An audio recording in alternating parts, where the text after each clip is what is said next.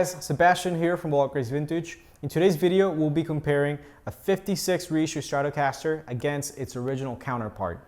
So although these two guitars are very similar, there's certain differences in between them that are definitely worth noticing. When it comes to the Reissue, not only this guitar manages to capture the essence of the original, but it actually takes it up a notch and introduces certain modern features that really elevate the playing experience. First of all, it has all the specs from a 57, meaning you get a maple fretboard, you get a V profile, you also have a single ply pickguard with 56 style pickups, and then you have, in this case, an ash body. Originals came in either ash or alder. Alder is a lot more common in Sunburst, but in this case, you do have an ash body.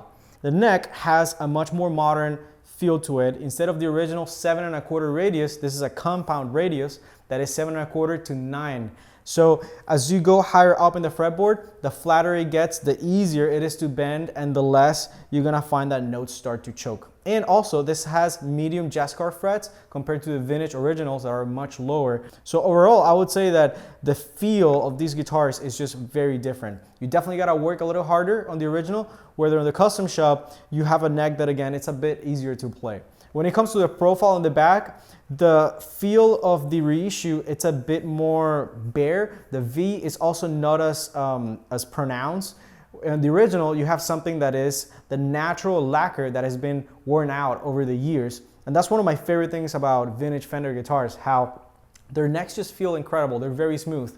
When it comes to looks, you can also see how this Journeyman level of distressing just has a very similar look to this guitar, which actually is in really good shape for its age. So it's been played, but not a ton. And this guitar manages to capture that feel really well, in my opinion. There's also some subtle differences. For example, like the tint of the neck is not quite the same.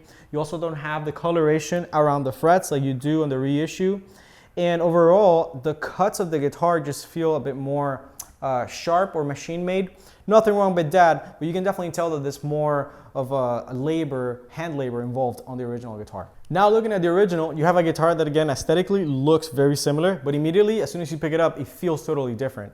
Like I mentioned earlier, the frets, for example, feel a lot lower. It's a guitar that has more of a tough tension to it. If you're brave enough to put new frets on this guitar, you would have an incredible playing guitar in your hands, but as it is right now, which is all original, you definitely gotta fight it a bit more. I think it's a matter of taste. This neck feels a lot smoother in the back, and also it has a much more pronounced V shape that feels really good. And the neck, it's also skinnier. Something that happened back then is that a lot of these guitars were built by hand. So it's very common to see some differences between the same years. You can find some with thicker necks, some with thinner necks. It's a matter of finding the right one. Same with the weight of the body or even the sound of the pickups. And that's the next thing that I wanted to talk about, how even though the Reissue pickups get close to the sound, they don't actually sound exactly the same. Something about these pickups might be a factor of the age of the guitar or the wood that they had available back then. They just have a specific sound that just sustains and it sounds fat and it's not harsh at all. And this is a trend that I see in many other vintage guitars, not only Fenders, but also Gibson and Gretsch's. Not always for the better, but in most cases it is. And in this case, I do think that this guitar actually sounds better. It sounds fatter. When you play leads and the high notes, the way the note carries itself, it's just very unique, I would say. And it's also all original, so it's a perfect specimen for collectors. And when it comes to the feel of the body, for example, yeah, it's a bit smoother. I feel like you have edges and contours that feel better worked on. And again, something that I see on a lot of these vintage guitars is that it's a bit more of that refined hand labor. Like they spend more time giving it all that love, all that sanding. In my opinion, the bottom line is that even though these two guitars are supposed to be very similar, they're actually very different in many different aspects, in the way they feel, in the way they sound. And I definitely got to give the edge to the original 57. Nothing beats the real deal, and this is a clear example of that. Although the custom shop is an amazing guitar, something about the way this guitar feels and it makes you play and the way it sounds, it's just kind of magical to me. The Reissue feels a lot more modern. For good and bad, I think that the neck is very comfortable. However, when it comes to sound and tone, nothing beats the original.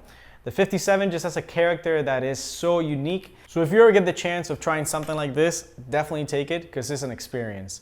And what a better amp to pair up these guitars with than a Fender Basement.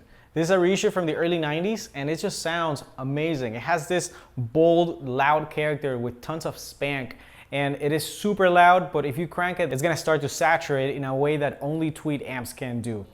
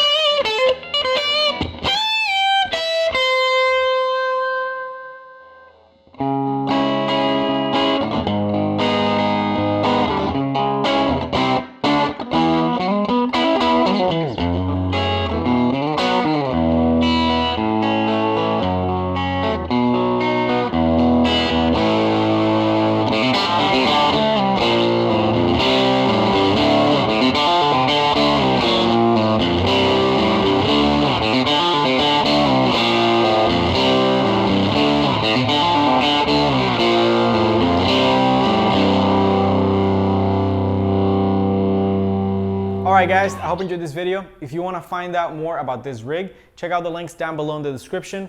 For more info about us, visit our website, waltgracevintage.com. In there you'll see a ton of cool stuff from cars to guitars, coffee, watches, and a lot more. If you want to support our channel, you can give this video a thumbs up and consider subscribing. And for more content like this, follow our Instagram page at waltgracevintage. My name is Sebastian. Until next time.